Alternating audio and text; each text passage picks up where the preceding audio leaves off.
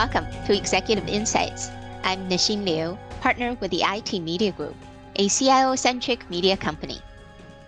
My guest today is Valerie Adamo, Chief Technology Officer with Ontario Pension Board.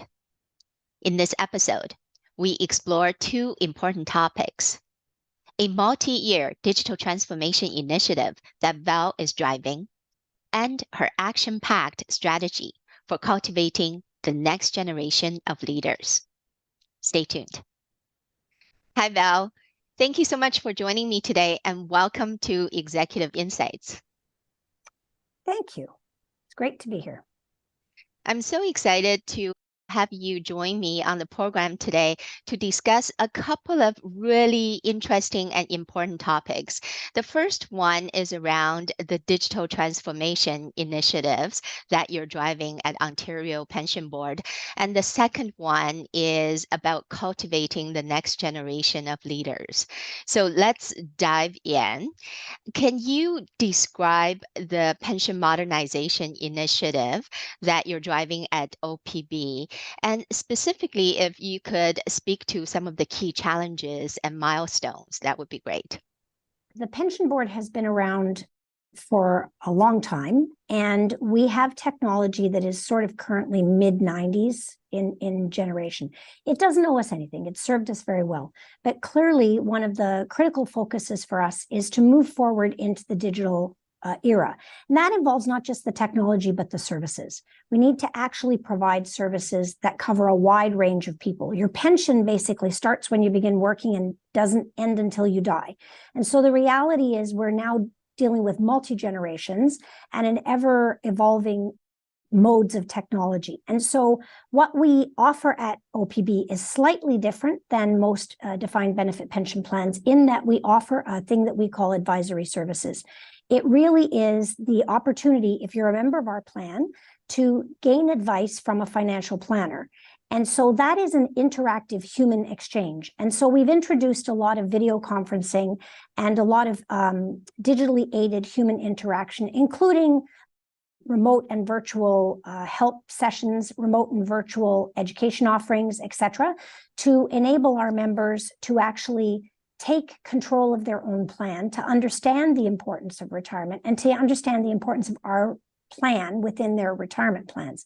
So this is a complete modernization of the applications, of the way we're interacting with the client and engaging with them, and at the same time, the way we create internal efficiencies through the use of both high-touch services, but also some straight-through processing, which helps aid in efficiency. So it's really a complete transformation of your business model. It is. I think it's very interesting because we learned a lot through COVID about how we could interact with each other. And that actually sort of forced to bloom the interaction comfort level of our staff. And so now people want to interact with their clients through video as well as in person and telephony. And so it has become for us a mainstay of our client engagement also. What were some of the biggest challenges you had to overcome, and talk about some of the key milestones? Where are you today? I think COVID was really helpful, as I said, in bringing us through bringing digital signature into the skill set, bringing virtual engagement into the skill set. And so we actually made good progress in that regard. At the same time, improving our disaster recovery and business continuity plans in the face of COVID. And so we made great progress there. I think it allowed people to experiment and reach comfort levels in a way that it wouldn't have if we had been doing a formal rollout of a change program. But this was kind of needs must. And so we all kind of pitched in and did what we needed to do. So I think on that front, we're pretty well where we need to be. However, most recently, we have been going through a very large public RFP to actually acquire new pensions technology as we move forward. And we are just at the point now of the sort of final stage of that evaluation. but with the hope that later this year, we will have completed that evaluation, completed the contracting with the vendor. And I would say at the turn of the year next year, hit the ground running in building the new actual pension systems, which will have a lot more modern technology and a lot more ability to engage the customers at the same time. So it's a very exciting period of time. Public procurement's very complex in this particular case, but it's something that I believe strongly helps us to get a better result because we're forced to think through what we want and ask the vendor community for that. And we get a wide variety of responses. And so we get to see kind of the best of what's available. And so I feel very confident that we'll come out of the process with a really great partnership for the long term. We are completely outsourced from an IT point of view. I don't have any developers or technicians in my own staff. They're all partnered with the various vendors. And so this is an opportunity for us to build a really exciting but very important new partnership also. And also, I think one of the key factors for any successful digital transformation is data, is good data, and having a significant degree of data literacy, not just within the technology team, but across organization is so important, especially in this age of AI. So how do you tackle this issue to prepare your whole organization and the board? So this is actually, as you say, a conversation that is taking place across the whole organization. OPB feels very strongly about the importance of the trust in the relationship between ourselves and our customers and our employer stakeholders. And so we have always taken privacy and security very, very seriously. And we're building in some ways off of a very strong security program. And we're using some of the same approaches in data that we used in the security program.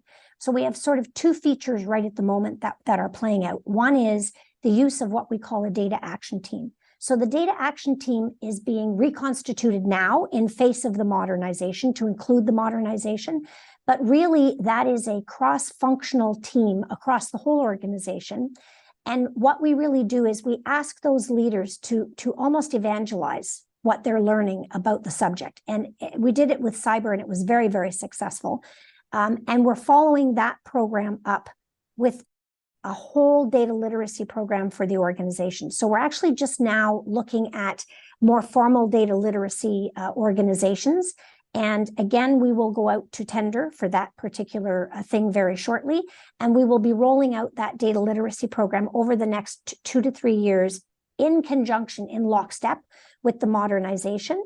But we will also be focusing on the things beyond the pure application modernization. So things like, what will our data science needs be? What will our AI needs be? And how will we try our best to prepare as we clean and migrate the data to a new data model? How will we prepare the information data set along the way and try to get as far as we can in duality down? At the same time, we will be teaching every person in the organization about the importance of data as an asset and the governance mechanisms for that data, but also the kind of wonders of the hidden information and the hidden patterns in the data that will help us, again, transform our business on a go-forward basis.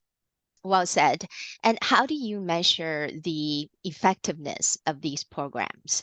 What are some of the key lessons learned? So I would say, again, we're going to build on our learnings from cyber. One of the things that we did with cyber was we took it to a very behavioral based position. And so we measure the same things that other people measure in that, we're measuring how well does the organization respond. And for example, in the cyber side, we found that we dramatically improved our performance in sort of regular and very targeted and very complex phishing exercises. So on the data literacy side, we're actually laying out now with our pension modernization program, kind of what the critical milestones are and the critical thresholds that we're going to need in people understanding data preparation. We've depended upon a team to clean that data, and now we're going to need to change that around. So we're going to look at things like how much can we automate data cleansing and data preparation, and how much can we improve data coming in at source from the client and being correct without any intervention on our part. Those are a couple of the metrics that we already know we're going to need, but we will also look at how many people participate actively in the data literacy program. Right now, we have over a 92% active participation rate in our cyber education program. So we believe that we'll see very similar rates in our data literacy program. We also will run through the data literacy program actual testing, and we'll see how well our testing scores help us both learn and help us see where we need to do further education. So, we will use sort of formal metrics, and we do report those metrics every month straight up to the board. Well, excellent. Those are some really practical insights that will be highly valuable to our CIO community. Thank you for sharing, Val. My pleasure. Now I wanted to change gear a little bit to move on to our second topic and really love to get your perspectives on cultivating the next generation of leaders. And specifically, what criteria do you use to select your potential future successors? And also, how do you prepare them? How do you help them to prepare for their future roles? Yeah, it's interesting. This is one of my favorite subjects, actually. And the reason I say that is a good leader should be prepared at all times for their sudden exit. You just don't know what's going to happen in life. And so my perspective is that when I am selecting the sort of next layer down beneath me, I'm always trying to select people who have some of the leadership qualities and I think can grow the other leadership qualities so that at any point in time, even though it might take 2 or 3 people in the short term, the team can come together and replace me should anything happen to me in an emergency type of situation. And so I actually am very committed to picking leaders right from the beginning. And you ask, sort of what are some of the qualities that I look for? I would say that long ago, it stopped being technology for the sake of technology. It is technology in the sense of how does it enable the business? And so I'm looking for a well-rounded leader who is solidly good in their technical space, but who is also very pragmatic because you can't tilt at every windmill, particularly in the size of organization we are.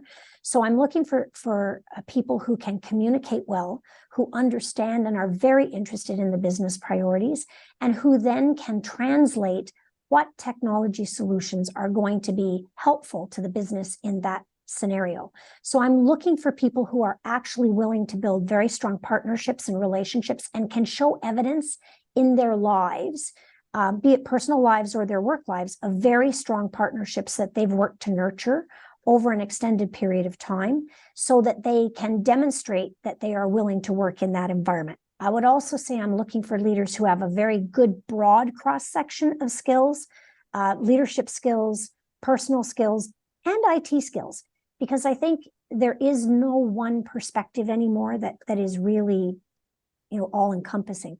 And so fundamentally, I'm looking for people who bring broadness, pragmatism, and really great partnering and communication skills as the entry level to any of my actual technical senior positions. Well said. I especially pick up on a few things. So first of all, being a great communicator and the ability to partner with the business. And that is so important. But something interesting that you said is you're looking for the individuals who have some leadership qualities, but maybe there's also potential to develop, because essentially you're not looking for perfection there. You're looking for someone with fundamental great quality, but are also open and curious to learn and develop and can get there. I think it's very important.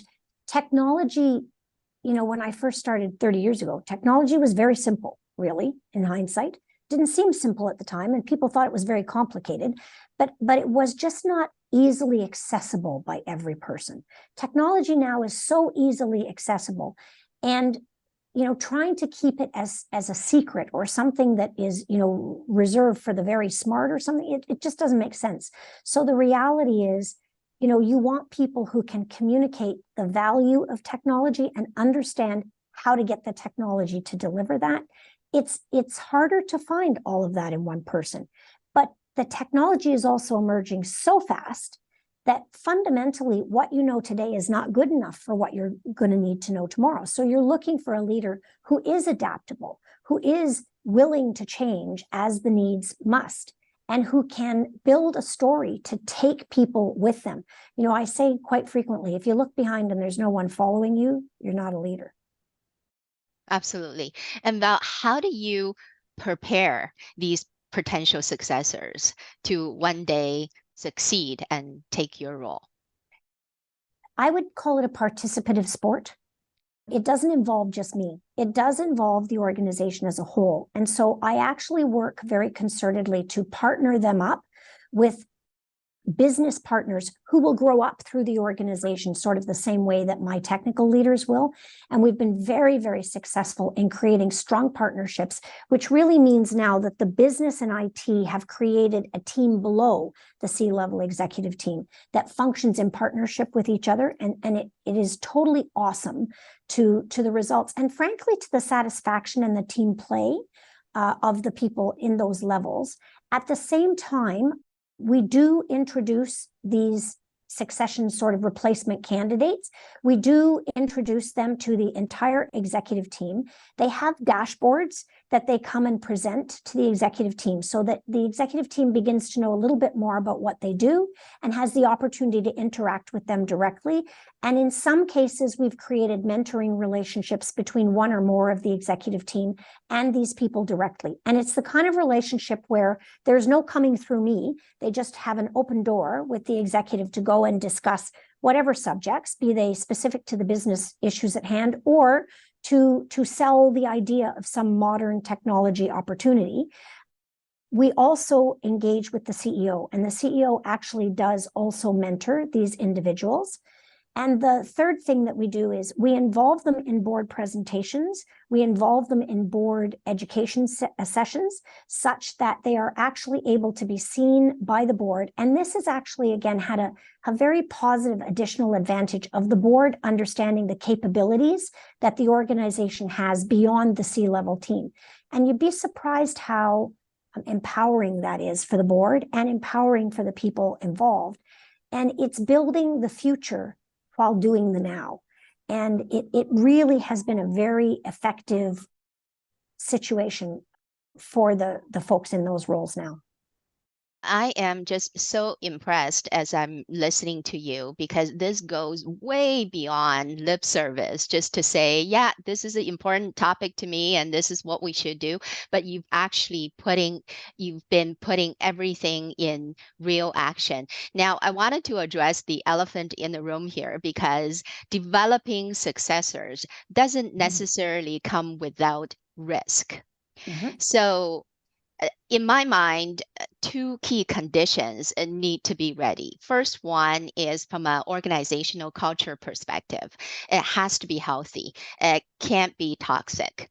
And secondly, there needs to be a high degree of psychological safety for both the leaders in command and their future successors to want to work together, to want to get there. So I have a two-part questions here. The first part is, how does OPB cultivate a culture that's primed for trust and transparency? And secondly, what motivated both you and your potential successors to want to take that leap of faith? So I think you're absolutely right. OPB has the best culture I have ever worked with. It is a deliberate action on behalf of our entire board and our executive team. We have a purpose statement, and really it starts with the purpose statement because for us, the short version is your pension, our promise. So you've worked all your life or a significant portion of your life in public service serving others. It is imperative that as a part of that reward system, we're there to deliver your pension, and you are understanding the value that pension has in your long-term retirement plan. And so that is a culture of service to start with. It's not a selfish culture, it's a very giving culture. And so I would say that we are predisposed by virtue of the work we've done on our purpose and our values that support that. And some of those values are about being in service to others and in service to the organization. So we believe that it's more important that the plan is healthy than I personally am succeeding. And so I think that that is in no small part to our board, to our executive team, and to our HR team.